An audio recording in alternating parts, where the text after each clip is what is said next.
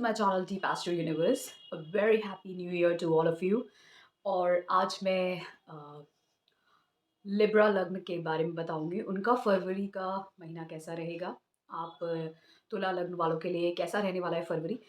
जनवरी की शुरुआत तो काफ़ी लोगों की बहुत ही अच्छी दिख रही है, जो मैंने इंडिकेट भी किया था। कुछ छोटी-मोटी प्रॉब्लम कुछ लोगों की लाइफ में हो सकती है, कुछ लग्नास की, क्योंकि ऐसा नहीं है कि ओवरऑल ही अच्छा होगा। बट चीज़ें अच्छी और बुरी दोनों ही होती हैं। साथ में अगर किसी एक एरिया में आपके अच्छा हो रहा है, तो दूसरी एरिया में आप ये मत समझिए कि वहाँ पर कुछ गड़बड़ नहीं हो सकती है। तो ये लाइफ है, ये ऐसे ही जाती है। तो अब तुला लग्न वालों का फरवरी का महीना कैसा रहेगा, इसके बारे में चर्चा करेंगे। तो तुला लग्न वालों का जो लग्न स्वामी है, वो है शुक्र। अब शुक्र फरवरी में लगभग 11 फरवरी तक वो धनु राशि में रहेंगे और फिर उसके बाद यही शुक्र 12 फरवरी को मकर राशि कैप्रिकॉर्न में चले जाएंगे। तो आपकी राशि अनुसार अगर मैं बात करूं, तो जो धनु राशि है वो आपके तीसरे भाव में आती है। तो शुक्र और इतने सौम्य जो प्लैनेट होते हैं ना, ग्रह, ये तीसरे भाव में थोड़ा सा प्रॉब्लमेटिक इसलिए होते हैं। इसका रीजन ये है क्योंकि ये जो तीसरा भाव है, यहाँ पे हमें हमारी विल पावर और स्ट्रेंथ को यूज करना होता है। तो जितने ज्यादा यहाँ पे क्रूर ग्रह होते हैं, उतना ये जो तीसरा भाव है उतना ही अच्छा आपकी लाइफ में हो जाता है। लेकिन जब यहाँ पे सौम्य ग्रह आते हैं, तो ये जो है ना, आपके अंदर की जो विल पावर और स्ट्रेंथ है उसको थोड़ा कम कर देते हैं, क्योंकि आप थोड़े लेजी हो जाते हैं। क्योंकि आपको शुक्र क्या है, वो आपको चाहता है कि आप सारी लग्जरीज पाओ, आप आराम करो, इंजॉय करो, बहुत सारा धन कमाओ। लेकिन उस धन के लिए आपको प्रयास करना कौन सिखाता है? शनि, राहु, केतु, सूर्य, मंगल ना हो तो आपको जिंदगी में प्रयास करना कौन सिखाएगा? आपको प्रैक्टिकल होना, हार्ड वर्क करना कौन सिखाएगा? अगर ये ग्रह अगर आपके तीसरे भाव में होंगे, ऐसे लोगों को देखिएगा, उनको सब कुछ बैठे बिठाए ज़िंदगी में चाहिए। उनको लगेगा कि उनकी ज़िंदगी में ना जितना आराम से चीज़ें हो जाएँ, उतना बेहतर है। पर मैं आपको ये बता दूँ, जितने लोग इस टॉप पोज़ीशन पे पहुँचे हैं ना, या तो चंद्रमा से या लग्न से उनके तीसरे भाव में क्रूर ग्रह रहा है। चाहे वो राहु हो, मंगल हो, सूर्य हो या शनि हो, क्रूर ग्रह ही होते हैं जो मेहनत करने के लिए आपको बार-बार प्रेरित करते हैं, आपको उस तरफ बार-बार धक्का देंगे, आपको पुश करेंगे। लेकिन ये जो सौम्य ग्रह होते हैं, ये इस तरीके से काम करते हैं कि आपको आगे बढ़ने में कहीं न कहीं आप ही ज़िम्मेदार होंगे कि आप इतने लेज़ी बिहेव करो और आगे बढ़ने के लिए प्रयास ही ना करो। तो अब ये शुक्र जो है, ये आपके अष्टम भाव और पहले भाव का मालिक होके तीसरे भाव में बैठेगा। अब अष्टम भाव का मालिक जब तीसरे भाव में जाएगा, तो कहीं न कहीं प्रॉब्लम्स देगा। किसको देगा? छोटे भाई-बहनों के साथ आपकी प्रॉब्लम हो सकती है, आपकी खुद की। क्यों? क्योंकि आपका पहले घर का भी मालिक है और अष्टम भाव प्रॉब्लम्स हैं, डिफ़िकल्टीज़ हैं। तो कहीं न कहीं ये चीज़ आपके छोटे भाई-बहन के साथ अगर है, उनके साथ, या फिर आप जो बोलते हो, कम्युनिकेशन करते हो, या फिर आपका जो प्रॉब्लम है, वो कुछ इंटेलेक्चुअल लेवल पर, नॉलेज के लेवल पे भी हो सकता है आपके छोटे भाई-बहनों के साथ, या फिर आपकी कम्युनिकेशन में, ठीक है? आपकी कम्युनिकेशन में भी कुछ ना कुछ ऐसी चीज़ें दिख सकती हैं। लेकिन एक चीज़ है, शुक्र यहाँ पर बैठ के आपको छोटी-मोटी यात्राएँ करने के लिए ज़रूर प्रेरित करेगा, या फिर आप हो सकता है इस टाइम पे कुछ रिलीजियस एक्टिविटीज़ करो, जैसे जो मंत्र साधना होती है, ऑक्कल्ट साइंस जैसी जो चीज़ें होती हैं, ये सब कर सकते हो। लेकिन ध्यान रखिएगा, प्रॉब्लम आपके छोटे भाई-बहन और आपकी कम्युनिकेशन में हो सकता है। जैसे स्पेशली क्योंकि यहाँ पर ये जो साइन है वो धनु राशि का है, जो गुरु का साइन है। अब जो गुरु हैं और जो शुक्र हैं, दोनों ही एक देवता के गुरु हैं, बृहस्पति, और एक राक्षस के गुरु हैं, शुक्राचार्य। तो दोनों ही गुरु हैं, लेकिन कहीं न कहीं उनमें एक एनिमिटी ज़रूर है। तो अब यहाँ पर जब शुक्र आएगा, तो भले ही वो अपने शत्रु की राशि में है, तीसरे भाव में, लेकिन कहीं न कहीं जो भी आपकी लोगों के साथ, मतलब अपने छोटे भाई-बहन के या कम्युनिकेशन में कुछ भी अगर दिक्कत आती है, प्रॉब्लम आती है, तो वहाँ पे वो इंटेलेक्चुअल और नॉलेज के लेवल पे आएगी। मतलब एक होता है ना, लोगों के बीच में बहस होती है, लेकिन किस लेवल पे होती है? नॉलेज में डिबेट कर रहे हैं आपस में, इस तरीके की हो सकती है। तो इस तरीके के मतभेद मुझे दिखते हैं जब ऐसा ट्रांज़िट होता है। फिर उसके बाद यही शुक्र आपका मकर राशि चौथे भाव में जाएगा। यहाँ पर ये जो प्रॉब्लम है, ये आपके फैमिली लाइफ में हैप्पीनेस को डिस्टर्ब करेगा। माता को कहीं न कहीं दिक्कत हो सकती है। अब क्योंकि यहाँ पे शनि की राशि आती है, तो शुक्र यहाँ पे अच्छा रहेगा। खासकर प्रॉपर्टी के लिए अच्छा रहेगा, क्योंकि शुक्र और शनि मिलके आपको प्रॉपर्टी धन देते हैं। मेहनत से धन कमाने का आपके जीवन में एक कॉम्बिनेशन बनता है। लेकिन जब ये चौथे भाव में है और अष्टम भाव का मालिक है, तो कहीं न कहीं घर के एनवायरनमेंट में डिफ़िकल्टीज़ देता है, माता को डिफ़िकल्टीज़ दे सकता है, आपकी हैप्पीनेस में थोड़ी कमी। लेकिन फिर भी आपको इनहेरिटेंस देने के लिए ये आपको चांस दे सकता है कि आप इनहेरिटेंस या अनअर्न्ड मनी कमाएँ इस टाइम पे। प्रॉपर्टी भी अचानक से आपको कहीं से मिल सकती है। ये सारे चांसेस बनते हैं। लेकिन जब इसकी महादशा अंतर या प्रत्यंतर होगा। फिर अब इसी के बाद हम बात करते हैं सबसे बड़े ग्रह की, शनि ग्रह की। अब शनि ग्रह जो है सबसे बड़ा ग्रह इस साल का इसलिए है क्योंकि शनि का ही ये साल है। सारे एस्ट्रोलॉजर्स वही बात कर रहे हैं जो मैंने अपने ईयरली प्रेडिक्शंस में कही थी कि ये शनि का साल है। अब अगर कोई ये बोलेगा, अरे ये तो ग्रिगोरियन कैलेंडर से है, तो ये शनि का साल न्यूमरोलॉजी का किसी ग्रिगोरियन कैलेंडर, हिंदू कैलेंडर से कोई लेना-देना नहीं है। न्यूमरोलॉजी हमारे भी वैदिक शास्त्रों में की गई है।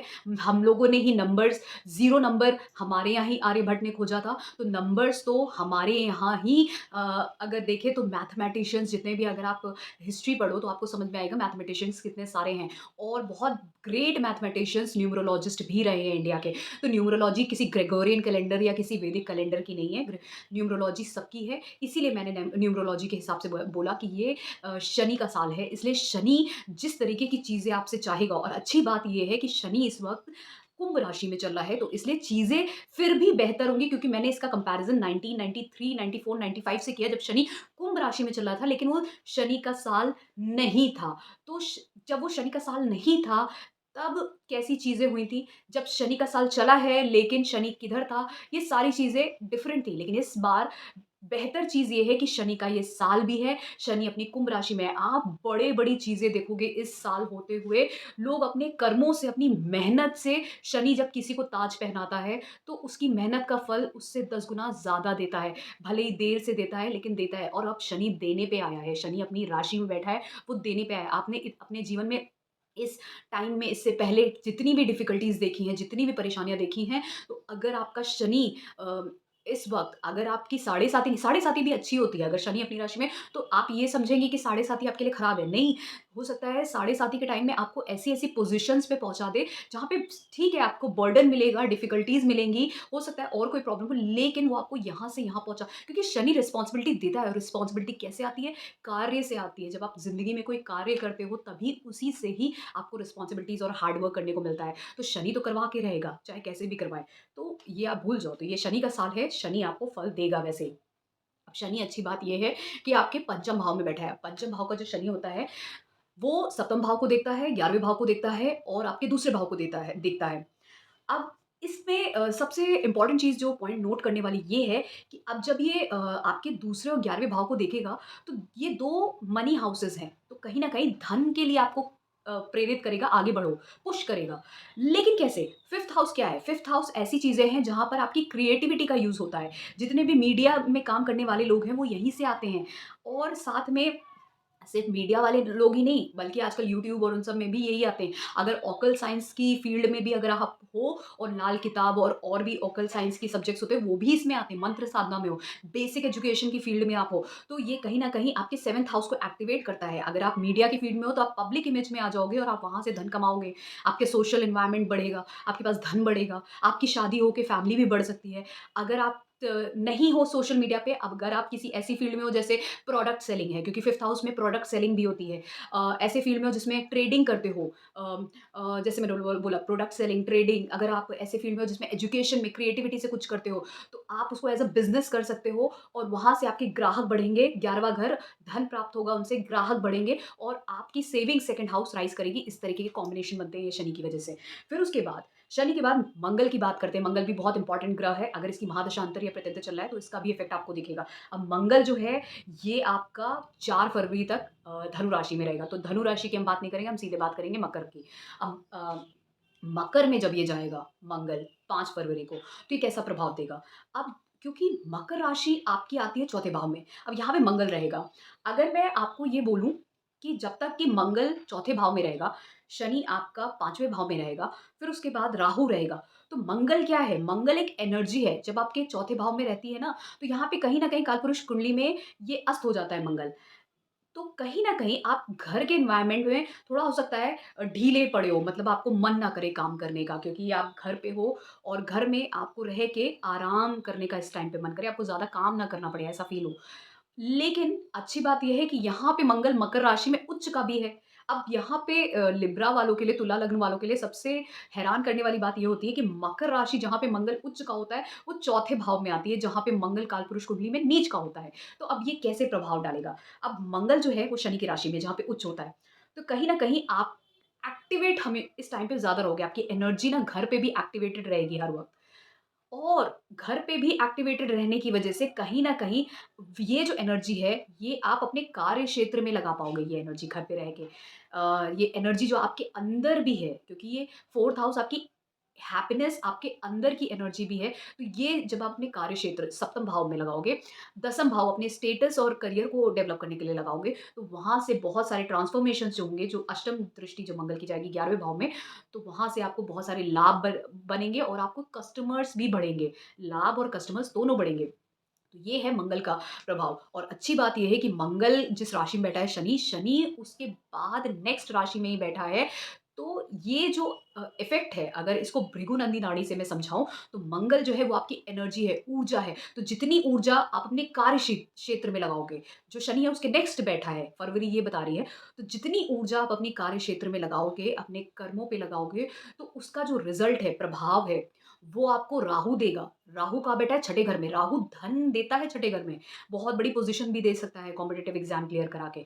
अगर वो नहीं भी है तो भी आपको धन तो देगा ही देगा, चाहे आप बिज़नेस करके भी करो, ठीक है? अगर आप कुछ भी कर रहे हो, मीडिया में ही क्यों ना हो, आपको धन बहुत देगा। लेकिन हाँ, ये चीज़ है कि आपको हेल्थ इश्यूज़ हो सकते हैं इस टाइम पे। और क्योंकि सप्तम भाव में आपका बृहस्पति है, बृहस्पति आपके 11वें घर को देखता है, पहले घर को और तीसरे घर को देखता है, तो कहीं न कहीं आपके बड़े भाई-बहन, छोटे भाई-बहन सबकी लाइफ़ में अच्छा होगा इस टाइम पे। आपकी वज़ह से अच्छा होगा। आप खुद बहुत तरक्की करने वाले हो, आपकी पब्लिक इमेज बहुत बढ़ेगी। आप अगर आप स मैंने बोला मीडिया से जुड़े हो तो आप बहुत कुछ करोगे इसमें। अगर आप बिज़नेस करते हो, बहुत कुछ कर सकते हो इस टाइम पे, बहुत कुछ गेन होगा। आपके बच्चे इस टाइम पे बहुत कुछ कर सकते हैं अपने हार्ड वर्क से। ये सारी चीज़ें इंडिकेट कर रही हैं। और शादी का इंडिकेशन भी मैंने दिया था, तो शनि की वज़ह से, तो ये एक इंडिकेशन मुझे ओवरऑल दिखता है जो मैंने आपको बताया। मंगल, शनि, राहु, केतु और इसके प्रभाव से, क्या क्या कहते हैं, बृहस्पति के प्रभाव से। और केतु क्योंकि 12वें भाव में है, तो कहीं न कहीं आपको चैरिटेबल और धार्मिक बनाएगा ही बनाएगा। ठीक है? अगर आप धार्मिक यात्रा पे भी जाओ ना, तो वो भी हो सकता है पॉसिबल इस टाइम पे।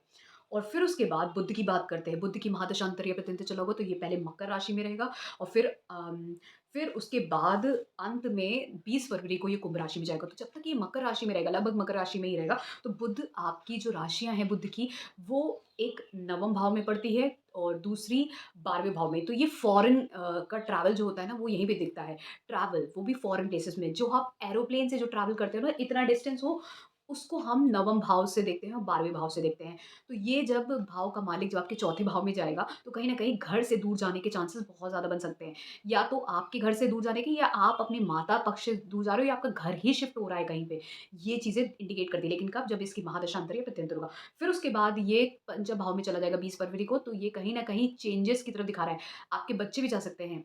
तो ये सारी चेंजेस दिख रहा है। और हाँ, एक चीज़ और है, अगर इसका नेगेटिव प्रभाव होगा तो घर पे कहीं न कहीं खुशियों की कमी भी हो सकती है, या किसी की डेथ भी हो सकती है, या आपकी माता को कहीं न कहीं ट्रैवल करा के ले जाना पड़े ड्यू टू, क्योंकि ऐसा हो सकता है कि उनका हॉस्पिटल में कहीं एडमिट कराना पड़े, ऐसी चीज़ें भी हो सकती हैं। बाद में अगर आप, हो सकता है ये चीज़ें आपकी लाइफ़ में ये भी हो सकता है आगे जब 20 फरवरी को पंचम भाव में जाए, तो कहीं न कहीं खर्चे आपके बच्चों के ऊपर बढ़ें, इस तरीके की चीज़ें भी हो सकती हैं।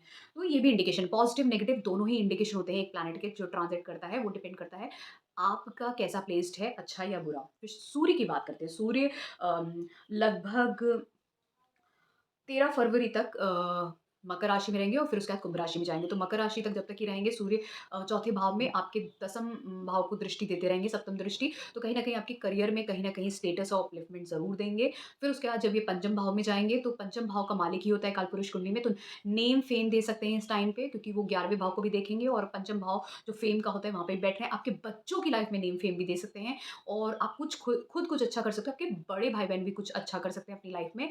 और साथ में हो सकता है आपकी एजुकेशन में अगर आप हो, तो वहाँ पे आप खुद भी अच्छा कर सकते हो। अगर आपके बच्चे हैं, तो वो भी अच्छा कर सकते हैं। आपके बड़े भाई-बहन की लाइफ़ में भी कुछ अच्छा हो सकता है, लेकिन ये तब होगा जब इसकी महादशा अंतर्य प्रत्यंतर होगा। तो मैंने ये सारी बातें सारे ग्रहों की कर ली। अब मैं आपको एक चीज़ और बताऊँगी कि मैंने एक सर्विसेज़ लॉन्च की है जस्ट लाइक आप किसी भी एस्ट्रोलॉजी सर्विसेज़ को देखते हो जहाँ पे आप कंसल्टेशन ले सकते हो बहुत सारे एस्ट्रोलॉजर्स से। तो इस सर्विस वेबसाइट का नाम है एस्ट्रो यूनिवर्स। आप सिंपली www.astrouniverse.co.in जब आप टाइप करोगे तो वहाँ पे आपको इस वेबसाइट पे बहुत सारे एस्ट्रोलॉजर्स मिलेंगे जहाँ पे आप कंसल्टेशन ले सकते हो और बहुत सारे प्रोडक्ट्स भी हैं जो जो आप खरीद सकते हो। इवन वहाँ पे आप कोर्सेज़ भी बाय कर सकते हो, बहुत सारी चीज़ें अवेलेबल रहेगी। So it's a new beginning, new start और मैं भी वहाँ पे अवेलेबल रहूँगी अगर किसी को कंसल्टेशन चाहिए तो वहाँ से मुझसे डायरेक्ट कंसल्टेशन ले सकता है। Thank you so much if you really like this video, please do subscribe to my channel T pastor universe.